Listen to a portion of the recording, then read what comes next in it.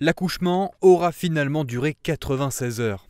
Depuis dimanche et le coup de pression du préfet, les discussions ont enfin pris une tournure constructive. Après de longues réunions, s'éternisant jusque tard le soir, enfin, syndicats et directoires sont tombés d'accord.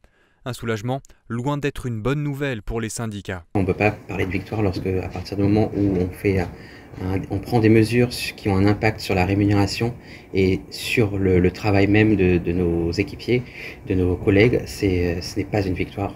C'est un compromis. Un accord salué par Huguette Bello, présidente de la région et du conseil de surveillance de la compagnie. C'est avec un réel soulagement que j'ai accueilli la signature définitive de l'accord. Je tiens à saluer la responsabilité dont a fait preuve l'ensemble des parties prenantes. La réussite du plan de restructuration d'Air Austral représente un enjeu essentiel pour le développement de notre île qui exige la maîtrise des moyens de son désenclavement.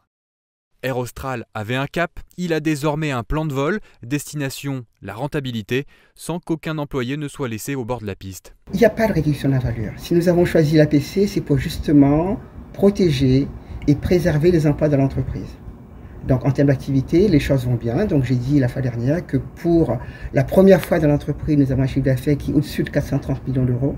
Nous allons poursuivre cette croissance, mais il faut que cette croissance s'accompagne de rentabilité justement pour la pérennité de l'entreprise. Le directoire se laisse désormais 10 mois pour faire d'Air Austral une compagnie rentable.